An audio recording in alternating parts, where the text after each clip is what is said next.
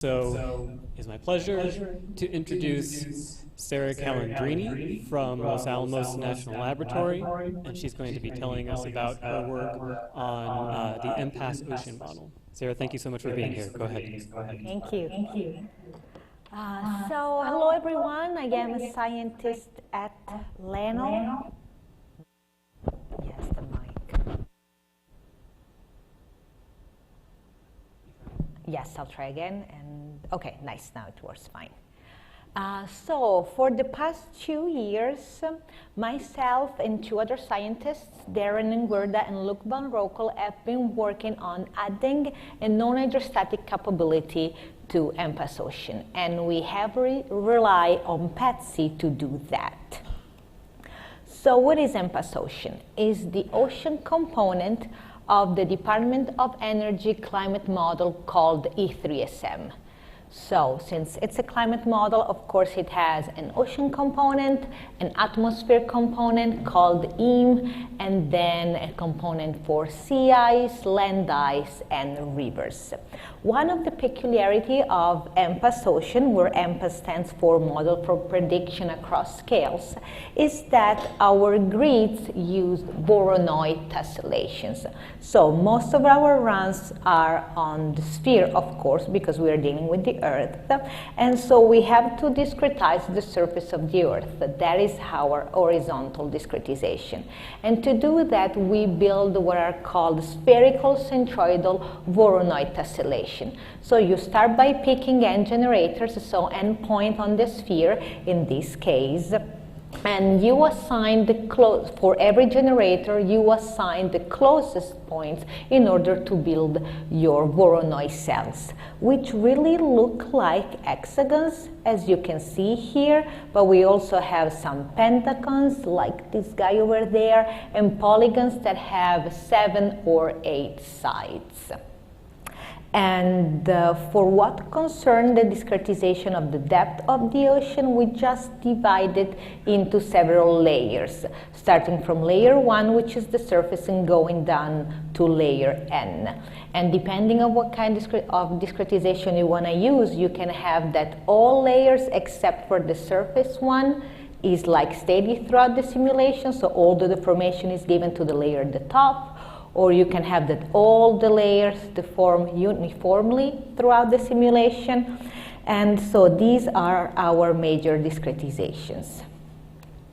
So all ocean models, or many ocean models like MPAS-Ocean and my TGCM, SunTense, for example, they adopt the so-called hydrostatic pressure assumption.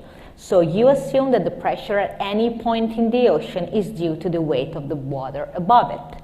And this assumption makes a lot of sense when you have horizontal scales that are considerably larger than vertical scales, like for example in global ocean simulations. So here I'm showing you just a snapshot of the speed for one of those global ocean simulations. Here we are using a quasi-uniform mesh where every cell has a length of 30 kilometers, and the major currents are depicted, like here you can see the Gulf Stream, or you can see the circulation close to the this is the coast of Brazil. We have the Kuroshio Current in Japan, the Agulhas here in Africa. But so mathematically speaking, the hydrostatic pressure assumption means that you are going to simplify your governing equations, which are the Boussinesq equations. So you're going to ignore non-hydrostatic pressure, and you're going to ignore some terms related to very fast vertical motions. And once you move to different setups where your horizontal scales are relatively small compared to the vertical scales, then your hydrostatic assumption will create problems, like in this scenario, for example.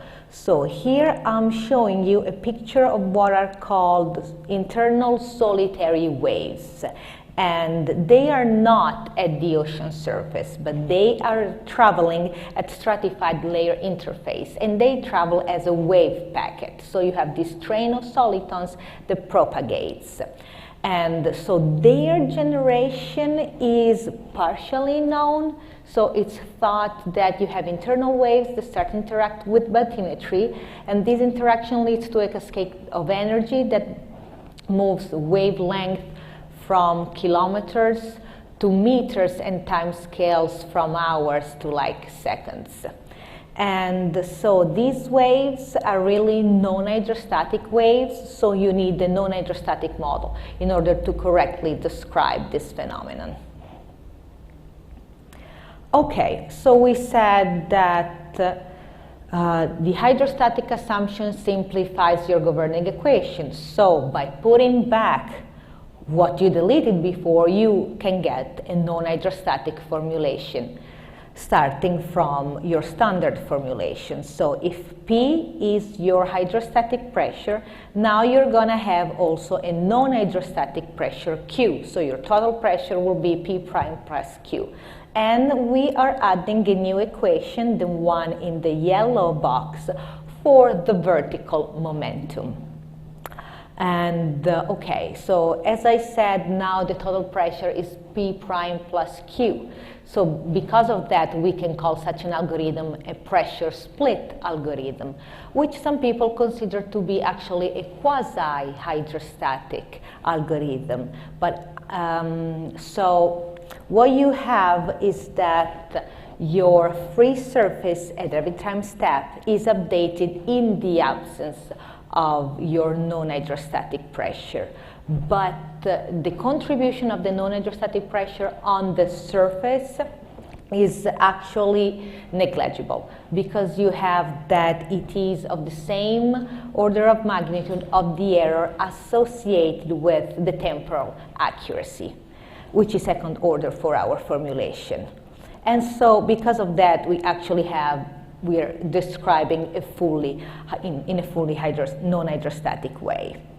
And okay, so what you do basically is the following. You starting building your hydrostatic pressure field. So you have your hydrostatic U, horizontal velocity, and hydrostatic W, and those satisfy the depth average continuity equation, and then you correct those with the non-hydrostatic pressure by imposing the U satisfy local continuity. And so, as I said, we want to have the local continuity is satisfied. Please look at equations 13 and 14. So 13 relates to the horizontal velocity and 14 to the vertical velocity W. And you impose two things. One, the divergence of your velocity field at time n plus 1 is 0. And you say that your non-hydrostatic pressure at time n plus 1 is nothing but your non-hydrostatic pressure plus a pressure correction that we are going to compute at every time step. Okay, then you apply the divergence to 13 and 14. They get simplified. You add them up, and you end up with your equation 15, which can be rewritten in a system.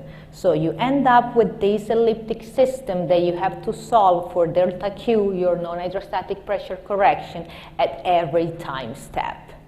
And this is where PETSc comes into place. So we use the PETSc library, particularly the precondition iterative chiral solvers that are available to solve this system at every time step. So let's talk about the matrix that we are dealing with. In terms of the number of vertical layers, either idealized or realistic simulations have more or less the same range of vertical layers, which is between 60 and 100 layers. What changes dramatically is the number of cells in your horizontal discretization, moving from an idealized test, which could have a couple of thousand of cells, to a realistic test, which can have tens of millions of cells. And so for our solver, we'll typically use CG, so KSP CG available in the PETSc library, and we tried several preconditioners. So of course we started with Jacobi at the beginning, then we tried PC-SOR, which, as you know better than me, is just a block Jacobi with SOR on every block. But we ended up choosing PCB Jacobi. So block Jacobi with ILU on every block, and we found out to be the fastest option. And we also tried the additive Schwarz method, but again, as I said, it was not as fast as block Jacobi. So in the way we build our matrix, we have to be careful for what concerns land masking. So as you go down from the surface to the bottom of the ocean, at some point you're gonna hit your land. So you might have that a layer M-1, you have a cell over there, but the moment you go down, you don't have it anymore. And so we really needed to take care of that because we didn't want to have rows of zeros. Otherwise, our matrix would have been not invertible. And so what we do is we, of course, pre-allocate our matrix. So we allocated only any init, and at every time step, we change its entries. And we assign these ones on the diagonal to make sure that we don't have any rows of zeros, even when cells are not there because of land masking. So our matrix looks this way. We have this part for the elliptic operator in the interior of the ocean and this trailing mask block of null equations, so that our matrix is indeed invertible. Okay, so we want our non-hydrostatic formulation to work for all time steppers available in MPAS-Ocean. And so far, there are 3. RK4, the classic fourth order Runge-Kara scheme, and then we have 2 first order schemes called split explicit and split implicit. And those are the time steppers that are usually used by MPAS-Ocean because they allow a baroclinic time step, which is much larger than the time step given by RK4. So the main idea is the following. You want to split your governing equations into 2 subsystems. One that models the fast waves, called barotropic, and one that models the slow motions, called baroclinic motions. And so you have this long time step for the baroclinic motion, where you're going to solve for those explicitly, and then you can choose how you want to solve the fast, so the barotropic mode. You can either do it with an implicit solver, and so you're going to have the split implicit, or you can do it with explicit subcycling, and so you're going to have your split explicit, and in that case you have to assign a barotropic time step for the subcycling. So since we are using the split time steppers the most, here I'm showing you very briefly how the non-hydrostatic formulation is embedded within the split time stepper. So nothing is touched for the baroclinic and the barotropic velocity solver. They are left alone as they are. And so all the new non-hydrostatic contribution is added to stage 3, where we update the thickness of the vertical layers, we update the tracers like temperature and salinity, and also all the passive tracers, and then we update density and pressure. So first of all, we want to find a predictor for the vertical velocity. This is when we solve with a forward Euler step the vertical momentum equation. And then here, the heavy part, where we solve our elliptic system to get a non-hydrostatic pressure correction. And finally, we update the non-hydrostatic pressure, and with that, we do an update on the normal velocity and on the vertical velocity. So, a few test cases that we have been working on. So we were mainly concerned about correctness more than performance at this stage.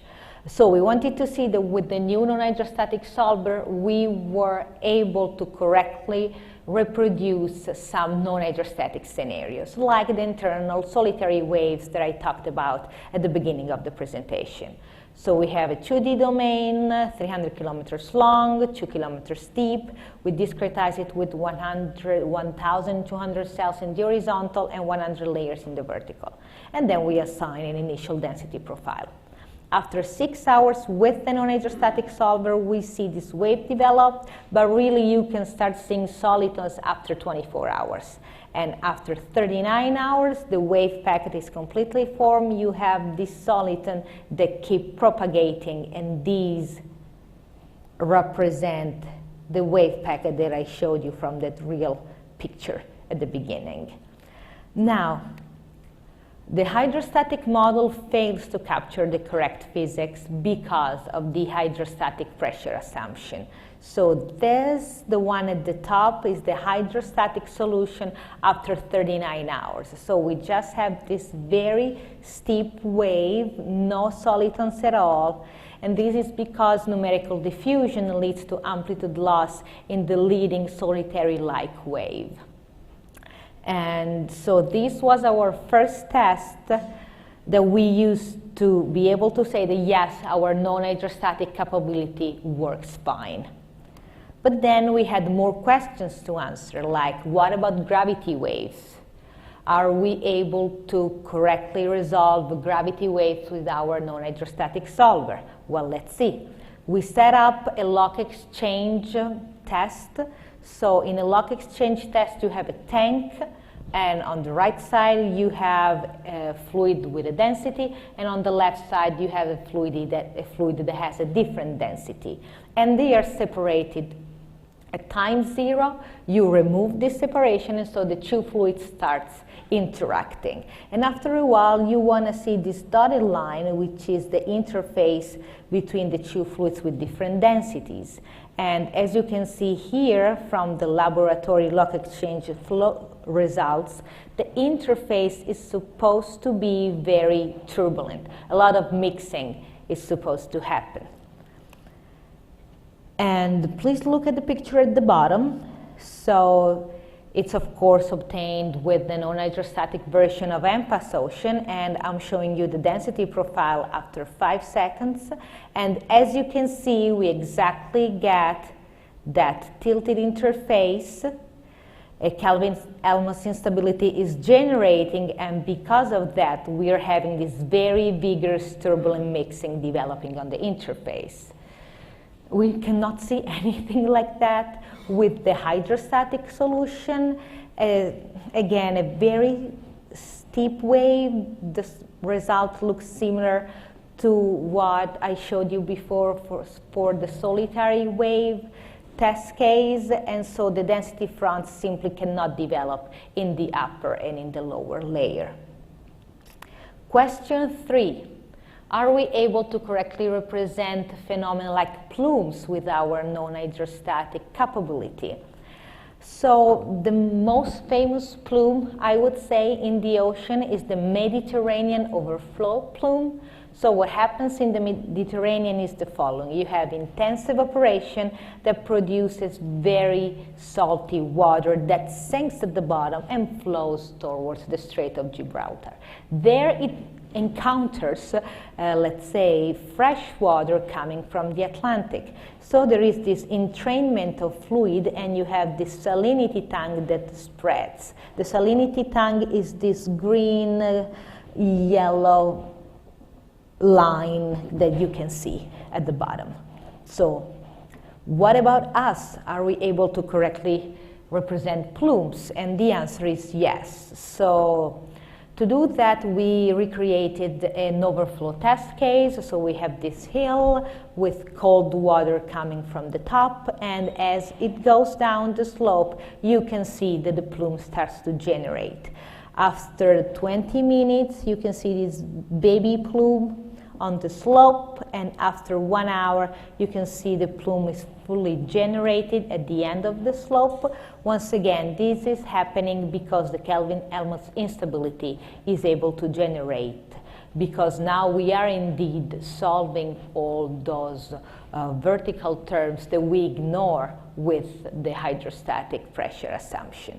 And then after 140 minutes, as the plume is leaving the slope, you can see that its magnitude is getting smaller, because at the limit, as x goes to infinity, we really want to see that the non-hydrostatic solution is approaching the hydrostatic one. So if we were to go on forever, we would see the plume shrinking and shrinking, and the non-hydrostatic solution approaching the hydrostatic one. Okay. Let me see. A few things about performance. So generally speaking, the non-hydrostatic simulations take 3 to 5 times more than the hydrostatic one. We haven't worked that much on performance so far, and so we really hope that we can get these numbers down, better working with PETSc. And I can tell you that the non-hydrostatic formulation is second order accurate, because the update of the non-hydrostatic pressure is second order accurate, provided that your base time stepping scheme is at least second order accurate. So RK4 plus a non-hydrostatic formulation will end up giving a second order horizontal velocity, layer thickness, pressure, which is the hydrostatic one, and a second order non-hydrostatic pressure. But the moment you move to either the split implicit or the split explicit, accuracy will drop to 1. And here, just a comparison between the performance of PC-SOR and PC-Bloch-Jacobi. We didn't really use that many cells, so this is why we think here Bloch-Jacobi is stalling. Okay, another thing about performance. So we see that the more we go to high resolution, so we're adding more cells in the horizontal discretization, the longer it takes for the matrix assembly.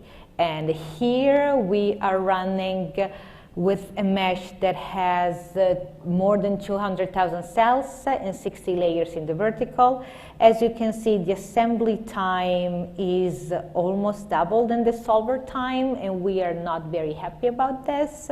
And so we need to work more to improve, for example, performance, and have that the assembly time is closer to the solver time.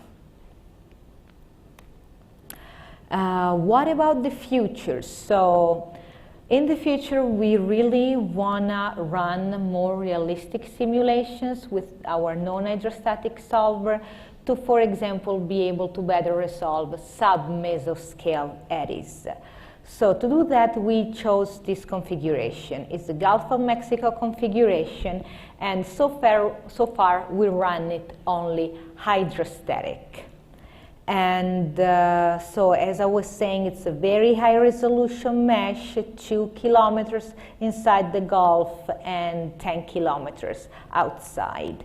This is what we get with the hydrostatic model. So as you can see, the circulation is pretty strong. We can see a lot of eddy activities, and the surface tracer gradients are pretty sharp. But we hope that once we turn on the non-hydrostatic capability, we will be able to see all of this plus sub-mesoscale eddies and fronts, because we now have all these new terms in the vertical, and so we really hope that we can see more sub-mesoscale activities. But we need to fix the performance issues before that, otherwise it's going to take forever. Okay, so this is the end of my talk. I talked about this new non-hydrostatic formulation for MPAS-Ocean, which is the ocean component of E3SM. Our formulation is second order accurate in time. So far we did 2D validation tests to make sure that we were able to reproduce non-hydrostatic phenomena correctly. And so far we have that the non-hydrostatic model is 3 to 5 times more expensive than the hydrostatic one. Once this performance issue will be solved, we really want to move to global ocean configuration to better resolve mesoscale and sub-mesoscale features. Thank you.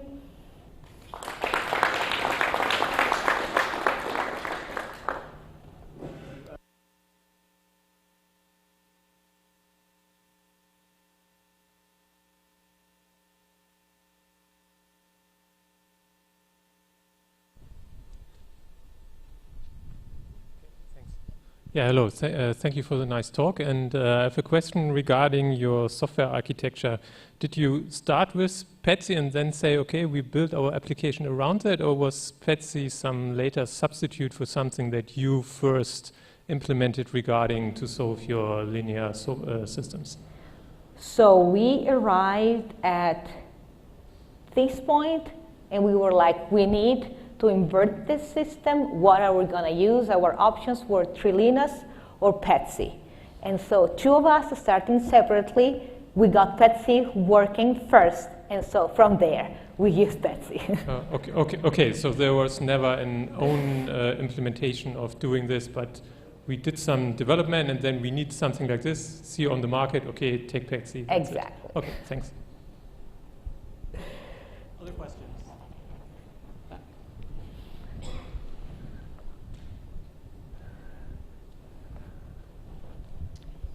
Hello, Sara. Thanks for the talk. I was just curious to know what machine are you running these computations on, and what's the number of processors you're using for your finer mesh? Sure. We have several machines available, and some of them are specifics for the Ocean model, like Anvil and Chrysalis, which are at Argonne National Lab. But we can also use the supercomputers in Leno. We have two brand new ones. One is called Chicoma, one is called Venato. Thank God now they work fine. It was a nightmare waiting. And what else are we using? There is another one at PNNL called Compi. So yeah, supercomputers available at various national labs. And did you have another question? Yeah, it was about the number of processors. Okay, so these simulations in 2D are small, like up to 32 procs for these three. But once we move to the realistic one, like this EC6230 run that has 200,000 cells, we need, let me think, 288 procs minimum. And then the more we go up, the more we need. Yes, it really depends on how many cells you have in the horizontal. We can go up to thousands and thousands of procs once you have around, I don't know, a couple of million cells. All right, thank you.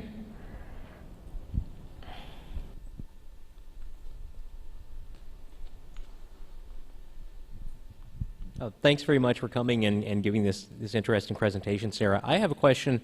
I am just wondering, do you have a feeling for like a timeline, or do you have a goal of making it so that running with a non-hydrostatic model in MPAS-Ocean becomes, you know, sort of like the standard thing that you do in an E3SM scientifically verified configuration?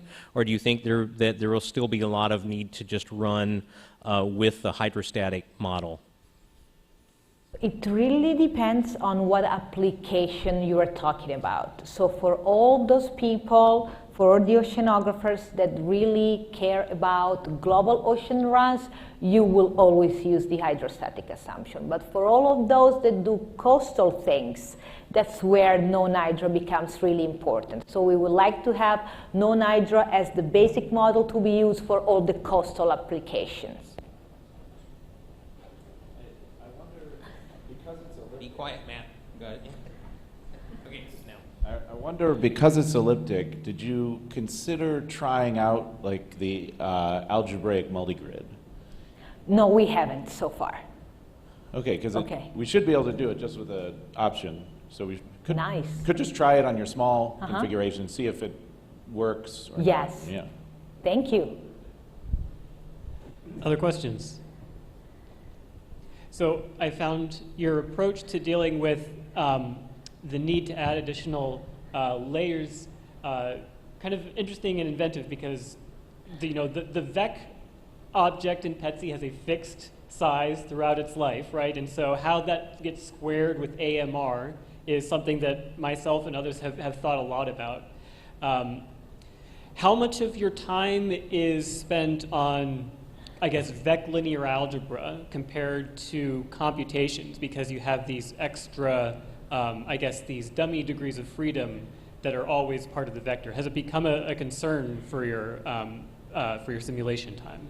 So at the moment, we're really concerned of like building the matrix more efficiently, because like what we do right now, it's really we assign one entry at the time, whereas we could assign like a block or something. So that is our biggest concern right now. We think that we could improve a lot in that.